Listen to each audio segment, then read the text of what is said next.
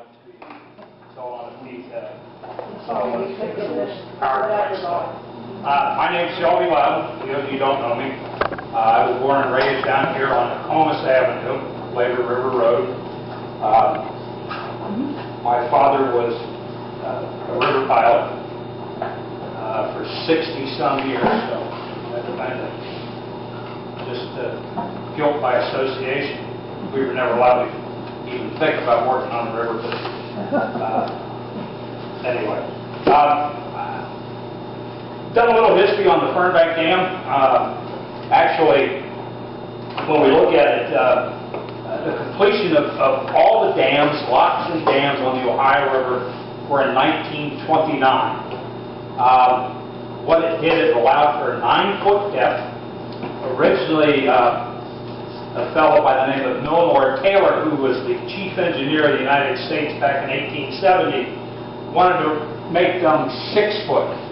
But later changed to 9 foot because at that time, many years ago, you could walk across the Ohio River in the summertime. I mean, there's even pictures that my dad worked with an old river pilot, was a sketch artist. He has a guy on a horse and buggy going across the river. So getting coal and things like that down the river was almost impossible. So what they did is in Pittsburgh, they would wait for what they would call coal days. And that's when the river would flood. And that's when they would bring the barges of coal down the river. Huge barges. I mean, just monster loads. A lot of times they were made of those barges, and boats were made of wood, and they suffered fate, snags, etc. There were 50 dams constructed. Each had a 600 by 110 foot lock chamber. They were wicket-type dams. There are still 2 in existence like that. Low water was really an impediment to river traffic. I mean, it really caused a lot of problems. Since most of the steamboats back then were essentially wood, they were prone to snags, sinking. Life expectancy of most of those old boats were like 5 years. I have a picture of the towboat Omar. Some of you might remember her. I used to know her whistle when she was alive for 37. You know, this boat was kind of a flagship of the Ohio River Company, and there were a lot of folks from around here that worked on her. One of the fellows was Ross Gerber. I don't know if you remember Roscoe Gerber, who lived up around Mount St. Joe. He was kind of a colorful fellow. Most river guys are kind of colorful. So, back in the 1850s, flatboats were the thing that got goods, chickens, and cows. And I can't imagine living on a flatboat with a bunch of chickens and cows. That's how they were moved. They would travel the Ohio River and go all the way to New Orleans. And at that time, the flatboats were knocked down and they made houses out of them. So in the 1840s, there were like 1,200 steamboats and over 4,000 flatboats. So we hear about Mike Fink. Mike Fink was a flatboat, keelboat captain. It really had to be kind of a tough life, I guess, because everything was wood. You had animals. I would imagine that we didn't have air and extra dry back in those days, and some of these guys got pretty pungent. Early steamboats took goods.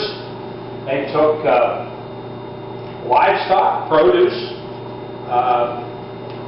If you remember the Natchez and the Robert E. Lee, their big thing was cotton.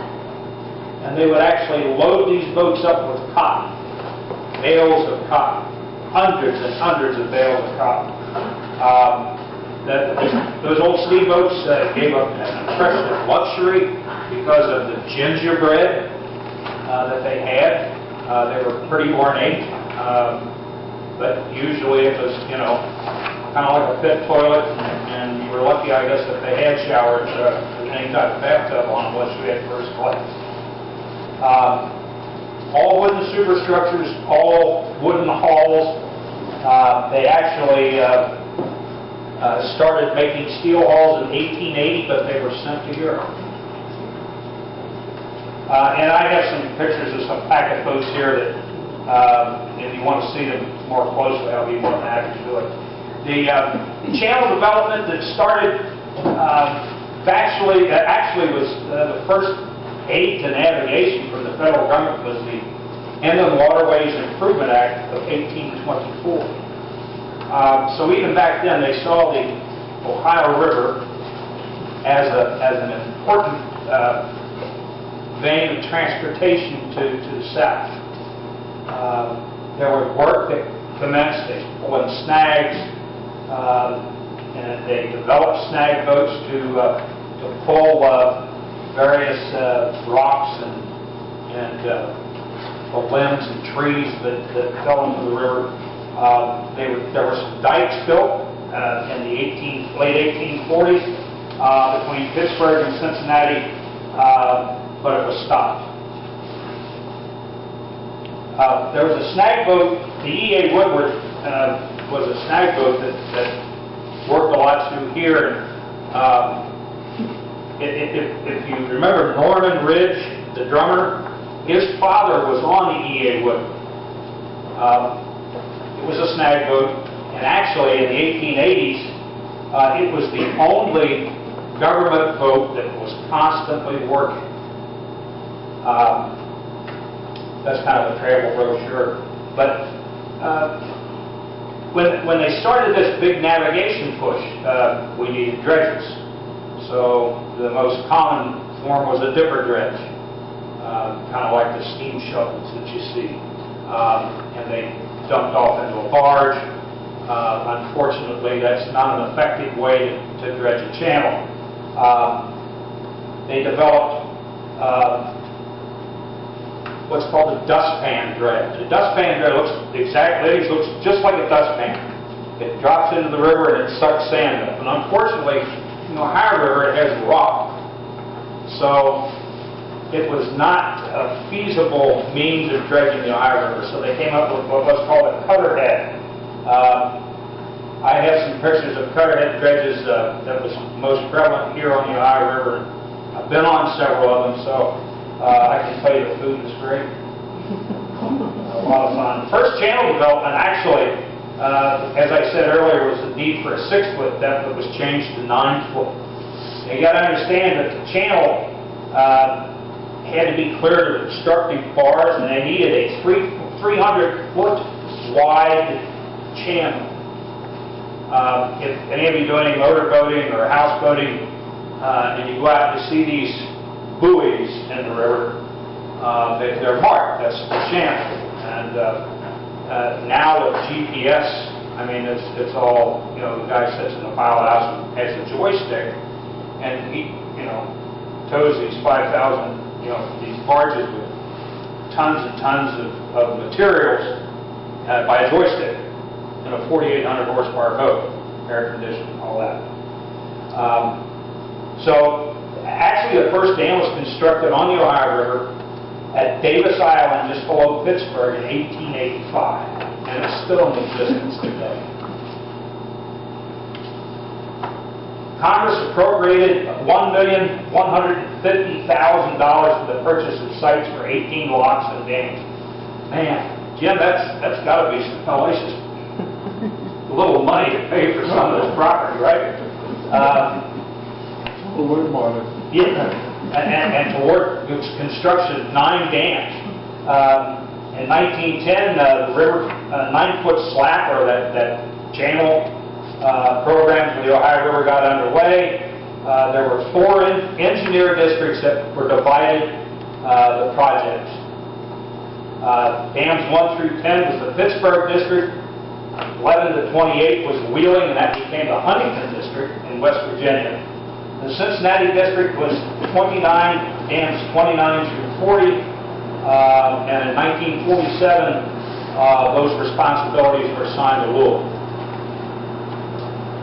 Dams 41 through 54 was the Louisville District's responsibility, although it didn't progress to 54. It was dam 52 is the last one that's in existence now.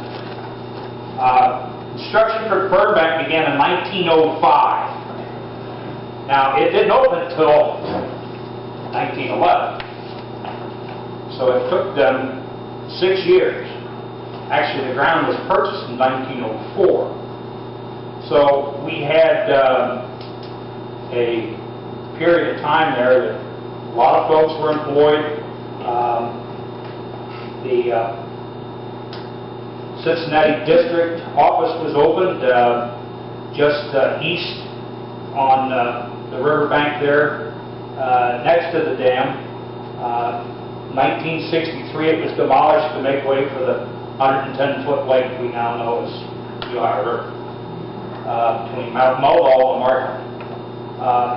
I think that there has been one dredge through here since 1965. Early construction, I mean, if you can imagine wheelbarrows, mules, hardly. The dam construction, like so many of them, was almost done solely by hand. They made the inside lock wall first, and then the lock chamber began to take shape. The gatehouse. Now, the gatehouse was where the gate for the dam went in. It slid backwards. It was pneumatic and steam, and it slid into the side of the bank. Those gates weighed in excess of 30 tons. They were on kind of like a railroad track, and they had wheels much like the freight cars that allowed them to move back and forth. Wickets. Wicket is a device that has railroad ties construction, and it has an arm that allows it to be raised, and they can take it and drop it, so that when the dam is, if there's high water, it's just a free run through there. You don't have to, you didn't have to walk through. This showed a wicket that was used for the Ohio River dams. That's down in Evansville. 1909 started to take shape. They were building the bear traps then, and the lock chamber, again, all done by hand, and what type of tools they had back then. You know, you'd think, wow, that's not a very big. If you remember the dam, it wasn't huge. At least you wouldn't think it'd take 6 years to fix it, to make it. You know, they could build a bridge in a lot less time than that. It's, you know, but it's just due to the fact that we didn't have the technology back then. No hard hats, no no life jackets. You fell in the river and drowned. You fell in the river and drowned. That's a shame, but you know, there's always somebody waiting to take your place for $1 a day, 90 cents a day. I made $1.20 a day, and I'm damn glad to get it. So the Cincinnati District, like so many of them, were responsible for the channel maintenance. They were also responsible for repair of the dams. The Cincinnati District had various pieces of floating equipment, a couple of towboats. They had marine ways that you could bring a boat or a barge out of the river to repair it. They did work for the U.S. Lighthouse Service, which is now the Coast Guard, but it was quite an operation. Employed a lot of folks here in Sayler Park back in the late 20s and 30s and into the 40s. There were a lot of people here. And Russ Smith's dad was a diver. Gary's folks were involved with river life. His uncle lived next door to us, and my dad, he would ride back and forth to Louisville together. He endured a pretty tragic accident himself. He was working in the machine shop down there and had his right arm removed because of a drill press, I think, where he reached over and the belt caught his sleeve and took his arm. So, you know, nothing had guards on them. No safety glasses, no hearing protection. So, this is the dredge Jewett. Dredge Jewett was one of those 283 feet long and 1,500 horsepower. Steam. Unfortunately, steam engines of the variety that are on inland rivers, the horsepower is almost non-existent for what it is in diesel boats. The Delta Queen was 2,000 horsepower. The Bella Louisville was 750 horsepower. You look at some of the towboats out there. Some of the towboats out there today are 5,000 horsepower and maybe 120 feet long. And the reason that the locks were changed, they took the old locks out, is that it was dangerous. These big tows that were being required, and I don't know if you're aware or not, but you can put like 22 coal cars on the railroad into a barge. The amount of liquid that can be hauled in one of these is unbelievable. And what they used to call a double tow or a double lock is that they would have to break the tow apart, tie it off, send it through, tie it off, come back, get the other, and it was time-consuming, lost money. So when the new diesel towboats came out and started making headway, that they could push much more in the way of tonnage, steam kind of got lost. And yes, it's wonderful. The nostalgia is just tremendous, but you know, it just really wasn't cost-effective from the standpoint of towing. Certainly,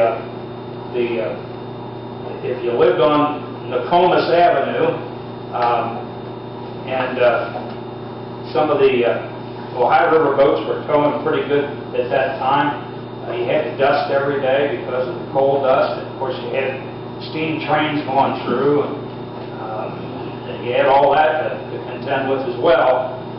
There were even a couple of boats that were banned from Cincinnati Harbor. J.S. Lewis, that a fellow owns up in Pittsburgh, Nelson Jones Towing owns it. It's kind of a play toy for him, but they barred it because it made so much smoke coming through the highway. So the head boat that used to be at Tressler Common, the big white steamboat, was the first USS Nightmare. It was the U.S. Lighthouse Service tender Wake Robin. Beautiful boat.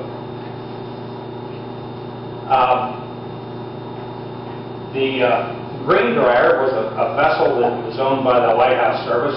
Was more of a yacht than anything else. Actually brought Hoover to the dedication of the Ohio Locks at Eaton Park in 1929. The reason he got to ride all over, he was an engineer, actually, and they 13 days later the stock market crashed. So I guess he got his ride out of the window. Yeah, it did. Oh, yeah. when you understand when we went into the Depression and the WPA and the various things that the Corps of Engineers flourished at that time, all the major dredges, all the major vessels that they had were built between 1932 and 1936. Some districts had 4 or 5 dredges. Now I understand $1930, but that was quite exorbitant. You had the Marine Railway and the Cincinnati District that could pull things out of the river. There were over 200 people employed there, and many of them were Sayler Park residents. The boats from there provided fresh water along the western part of Hamilton County and down Indiana, provided fresh water and assistance during the 37 flood. Unfortunately, this picture here is during a flood, and that's the only pictures they had on the CD from the Corps of Engineers. But there's a machine shop. There was a rail spur that went down there. They had fabricating shops. They had all kinds of things that you would find in a major shipyard. This is a picture of flood, but this whole area here is nothing but floating stock. So the maintenance on the locks, and it actually is something that today is a real problem. River water is very abrasive. If any of you ever had boats, especially those with steel hulls, it's kind of like liquid sandpaper. It's very abrasive to the steel. And the Cincinnati District had responsibility to repair the locks. Here is they're replacing a gate. There are 2 cranes here from the Cincinnati District that are probably 90-ton lifts, and they're getting ready to set that gate. This shows how this is in. I'd be more than happy. In fact, if you wish, I can make that disc available to anybody who wants it. And you got to hunt and find, because they didn't have anything in the line. There was an esplanade, what they called an esplanade, on the dam. Now, if you've been down to River Park, or Fernbank Park, there's a driveway that goes down. Well, that went down to this esplanade. And this is how boats would, they'd call ahead and they'd have stores. They called them ship chandlers if they delivered to the side of the boat. But here they could get their groceries. Somebody could get off if they were getting relief. They could get off on this. It was a very wide esplanade. This is one of the things that they've blown up because it was just like a big driveway. That's where. Is it that still down there? There's one down there. Part of it. And it's called Esplanade. Esplanade. How do you spell that? E-S-P-I-N-A-D-E. Esplanade. Probably a French word. Huh? Shelby, why did they pick Sayler Park? Why did they pick Sayler Park? Well, I think it had to do with the fact that the river's pretty wide there, even when it was just in a 12-foot pool. It was pretty wide. If you go downriver, North Bend, you had the brick plant, which is now it was Montana, now it's something else, whatever it is now. And they just felt it was probably the best place. Probably was the best deal they could get.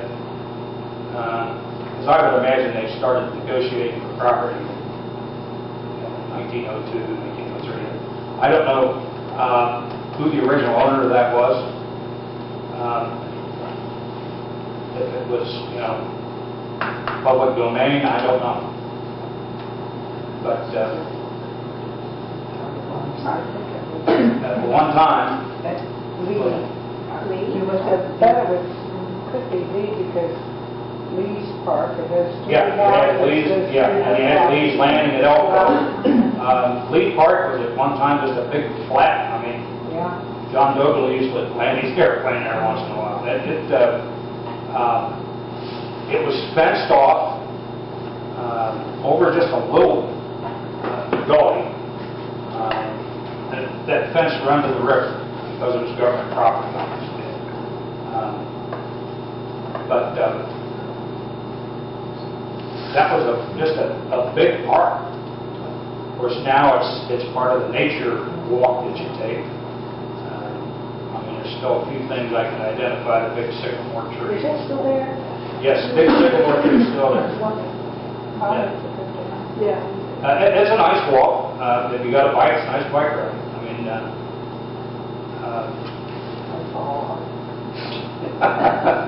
we'll get you trained.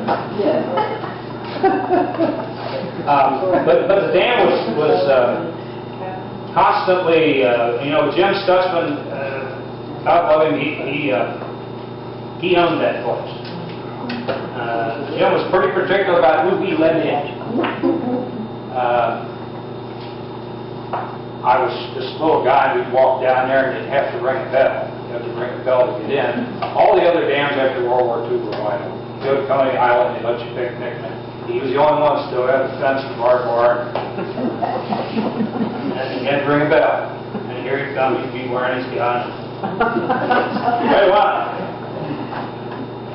Now, the entrance to the... I can't tell you what my dad has changed. When you were a kid, the entrance is where it is now. Wilton Yes, Short. Wilton Short. Yes, ma'am. Wilton Short.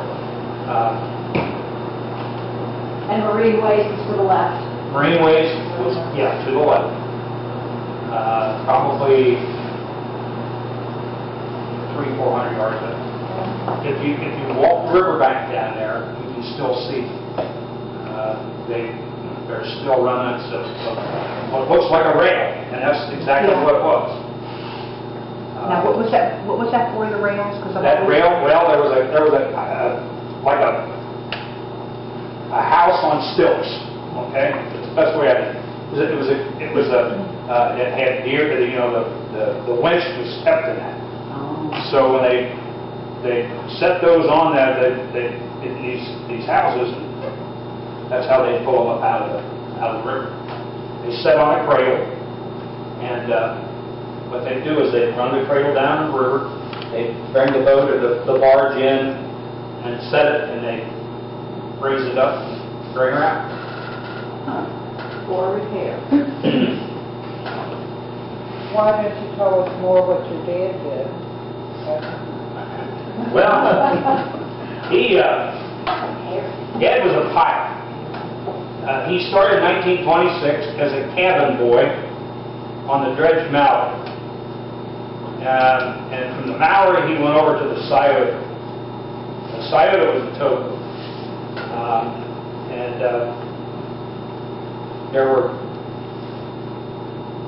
He cleaned spittoons and what have you. Somebody, back in the day like that, you took a liking to somebody, you thought they had potential, you kind of made them an apprentice. So he became a steersman, and actually when Hoover came through, he provided coal from the Scioto to the Greenbrier. They had them stationed in various parts of the river. He got his original pilot's license in 1929. 1937, he went on the Gordon C. Green to get his license from Cincinnati to Pittsburgh. Now, back then, what they do now is there's tests and these simulators. Back then, you had to draw the river. You had to draw the bars, the lights, where they were, the miles. It was quite a complicated process getting a license. He eventually became a master of all those times steam vessels, so not bad for a country boy from Ragtag. Okay. One of the things that's facing the current towing and pleasure boat folks of today is the fact that most of these dams that replace all the other dams are over 50 years old. We've seen a couple of failures at Markland. The appropriations, I can't tell you the amount of money that it would cost to replace some of these dams, but it's going to have to happen. Millwall is experiencing the same problems that Markland has. Just a tremendous amount of usage over the years. The river traffic has grown. Right now, it's not nearly what it was for coal as it has been in the past because of the trying to knock down the use of coal. But all our power plants were coal-fired, and it was not unusual to see 4 or 5 towboats taking coal down the Miami Fort, Madison, places like that. So. But the things, the quantities that are happening is just unbelievable. Fuel barges can move over 50,000 gallons. That's one barge of oil, gasoline, other petroleum products, soybeans. There's chemicals that are towed. And it's the bulk commodity is the cheapest way. Believe it or not, it only costs 97 cents a ton to tow goods. Railroads is $2.97 a mile. So it's really the cheapest way of getting bulk commodities to where they need to go. Maybe some of you have seen my stuff on Facebook, the car carriers. I have those pictures in here too if anybody wants to see those.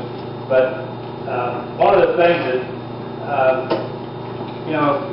cost of gasoline that I complain about all the time, especially when you go up and if you went past the gas station, it was $3.78. You go someplace just for 10 minutes, you come back, it's $3.90 something.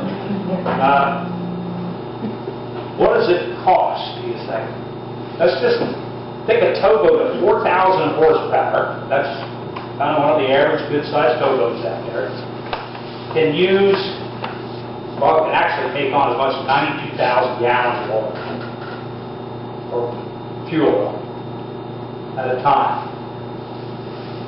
Uses between 2,000 and 2,400 gallons a day. There's generators on those to make electricity. They're air-conditioned. Today, these guys have got all the comforts of home. I mean, they live there, like 21 days. So, gaming docks and all kind of Wi-Fi. So it's a pretty good deal. You don't see a whole lot of those jobs come available like you would other things. I just have some other towboats here that. Basically, the river was a godsend for many people. It was a way of life. It provided jobs. It provided food. Some folks, it provided a means of living. Shantyboater. Most of the farmers that farmed the bottomlands at the river, the first 5 rows of corn belonged to the shantyboater. Basically, most of the folks got their winter coal in the summer when the river was low because some barge had run aground and they were out there getting coal. There's some pictures here I have of some of the steamboats. Understand that the horsepower just wasn't there. If you've never, I tell you, if you get the opportunity, and you've never been on a steamboat, you need to go take a ride down to Louisville and ride the bell. Steam just comes out everywhere on that boat, and it's just a lot of fun to ride. really brings back a lot of, some of you may remember the Island Queen. What a great time that was. I'd like to thank the Cincinnati Public Library for their contribution from their wiki inland rivers collection. Corps of Engineers, that guy there, that's Pat. So, if you got any questions, feel free to ask. Yes, sir. I remember the bear trap, but what was the purpose of it? What it did was divert the water flow during flood. It would run through there pretty quick. Yeah. You know. I recall that. And when the river got up, it just kept them from getting caught in a sideward push. It would funnel through there. It would divert that flow through there. Yes, sir. Why do they call them towboats? Well, towboats got a flat bottom. Tows are actually the term they give to the barges. Now, the difference between a towboat and a tugboat. Tugboat has a model bottom where it's rounded. It's basic. It's a blue water boat. A towboat's a brown water boat, meaning inland rivers versus the ocean. They draw a lot more water as well. When they call them towboats and they're actually behind them pushing. They push them, yeah. Doesn't We call the things up in front tow knees. Okay. Yeah, you'd think it was, you know, but the towboat has a flat bottom. Tug has a model bottom, draws in excess of 12, 14 feet, where these anywhere from 4.5 to 8 feet. What's a shanty boat? A shanty boat. We don't know what they A are. houseboat without an engine. An artist by the name of Harlan Hubbard lived on a shanty boat. This man. What happened to that? She blew up. April 1947. A welder's torch hit a fuel tank and exploded. She burned the water line. Well, they asked about shanty boats. When I was in grade school, we had a classmate that lived on a shanty boat up where the brickyard was.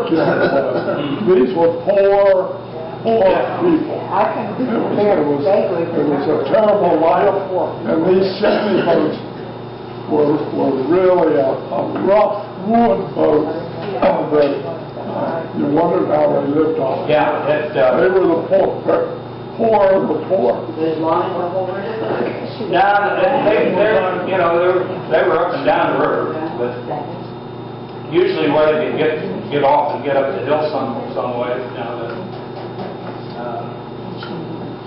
but Harlan Hubbard was probably the most famous of the shanty boaters. He's a writer and an artist, and many paintings are in the Furniture Crawford Museum. Yeah, if you go to the Carnegie Center for Performing Arts over in Covington, in their hall there when they had their theater, and there's a big painting up there. It was Harlan. It's the only one he ever did like it. It was a mural. It's beautiful. Yeah. He lived on a shanty boat. And they have a number of pictures at that Furniture Crawford Museum in Hebrews Park of this. They have a whole little section about it. In comparison, what was the chamber dimensions of like Sayler Park's dam versus like Mount All? 600 by 110. Meldal is 1200 by 110 and has an auxiliary lock of 600 by 110. Smaller. Now, are both not all marked the same size? Basically, yeah, they're the same size. There's also a museum at Shiloh, at the old Shiloh. It's really interesting. Yeah, that was Lock Dam 34 at Shiloh. And they have a house there, and then they have this thing with... Those homes were tremendous. Gary, with your permission, I'll pass these around. This shows a couple of the homes. This is at Fernbank. You were talking about 97 cents A ton. for a barge. Yeah. Okay, $2.97, something like that for a... Railroad, yeah. How about, this is a ton per ton? How about, Tractor trailer? yes. $4.90. Oh, that's it.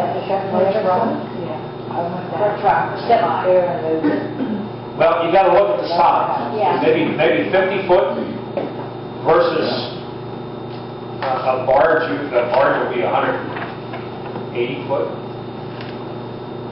by, That's today's price. That's what it was back in the day. No. today's price. 97 cents.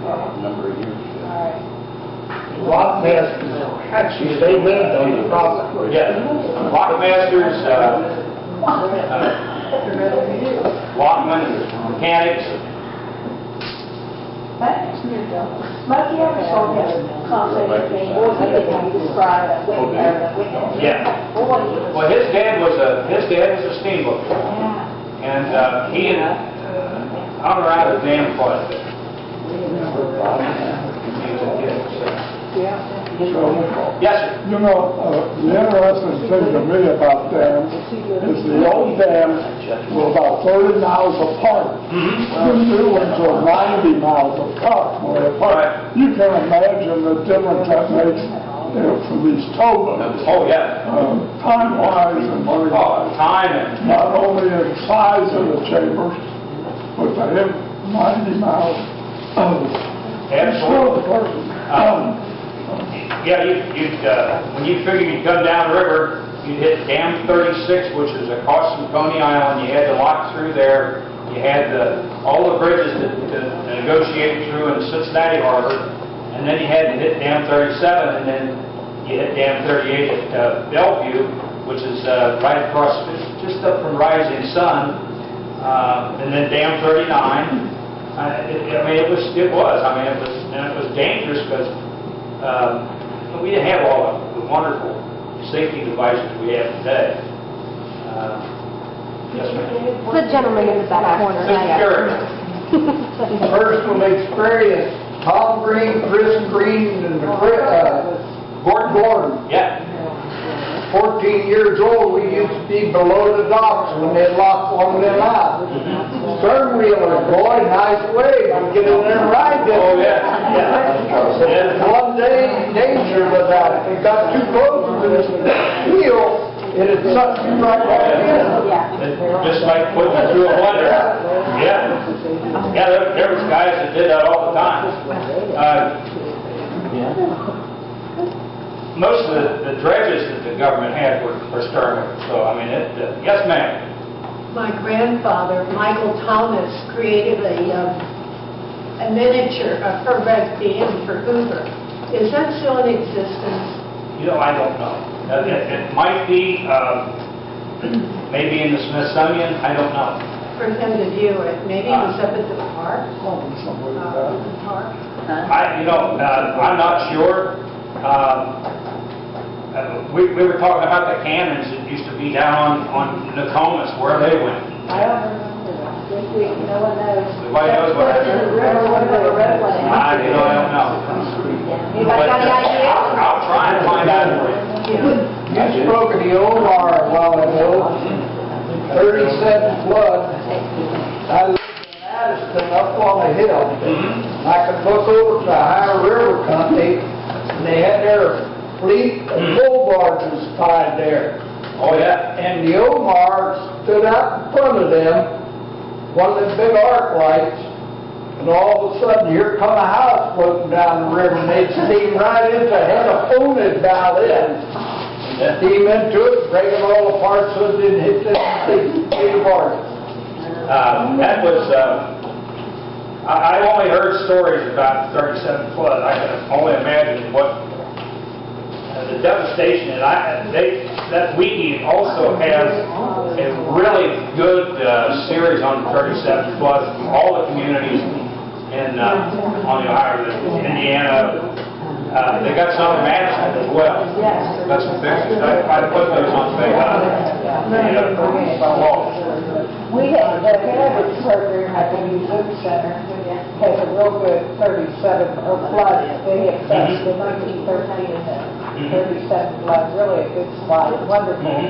Yeah, there's a lot of good stuff if you just look around a little bit. Cost $16. You've got lots of. He's got a lot of 37. Yeah, he's got a lot of. My dad took pictures of the 37 flood from Leeds, Bank and Trees, all the way up to, what was the bar up here? Maryland's brother. Yeah. He had pictures of that flood water all the way up and down. You ought to look at that on Wiki, on that Hamilton County Cincinnati Library website, because they might be some of his pictures. Yes, ma'am. Speaking of the flatboats, in 1979-80, there was 4 boys from Sayler Park that took the training, the barge training, and their instructor, Mr. Coomer, down at that time was at the Eastern. Yeah, they tore that school down. Yeah, well anyhow, my son was one of them, and Jeff Stanton, and Timmy Hahn, and one other boy. Elton Bill, the replica of the old flatboat. And they took that up to Pittsburgh and launched it and came all the way down. Every little town would have a nice get together and have a little festival for them. They showed how it was, in the 1920s. And they had the grass on top. They made the grass on top. And they had, I don't know if they had animals up there or not, but that's what the grass was on top. I can only imagine what that would be like spending a... And then they went all the way down to New Orleans. Yeah. It took them 3 months Yeah. Yeah. to do that. Lock of that They thing. did cheat a little bit. They had 25 horsepower. In between towns, but they didn't grow them. I have a picture of those. Yes. Yes, Gary? Yeah, I remember seeing these houses before they were torn down. my grandpa, Taylor, was a lockmaster down Now, the only one there now is this one. Dam 37, and all his brothers and sisters lived down there on that property. Yeah, but that's... But all those houses are torn down. That one postcard shows a picture from whoever's got it. That's a picture from the Kentucky. It shows it with the wickets up and the houses across the street, across the river. And all those are gone. All those houses have been torn down. There's one in Powerhouse. Powerhouse is the... Party house. Yeah, the party, the breakfast. My sister was born in one of these houses. Is that right? Yeah. In 25, I guess. They lived on this reservation. Yes. My grandfather was on after. What's his name, Smith? Yes. Yeah, he's got some documents here. It would have been his Smith. Yeah. Smitty, what did your dad do? He said, he would die. He died. Yeah, he was about. What did he do with his father? Well, they did it right. His father was a lockman, and it paid a quarter a day extra or something to die, so he did the dive. That's how he got involved in diving. Yeah, I remember that too. They would go down and clean things out. Yeah, those wickets, he lost 3 fingers. Because they snap it, you go down and feel where it is. Take over, yeah. For 25 cents for an hour. Well, I just... It was a lot of money. Yeah, this is... I don't even know there was an hour. It might have been a day. My dad was missing a tip of a finger and some steel rail blade on it. So, we went up to Doc Gracely, he just cut the rest of it off and pulled the skin back over it. That's the way it was. That's the way it was, he didn't, you know, he could accomplish that, so I mean, For $2. yeah. I'll never forget, yes ma'am.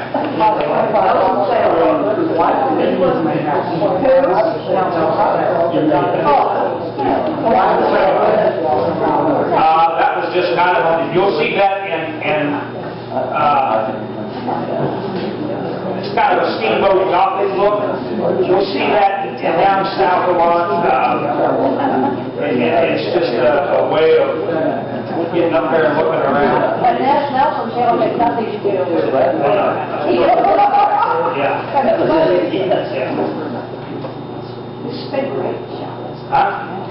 You got it all here. You live with that stuff all the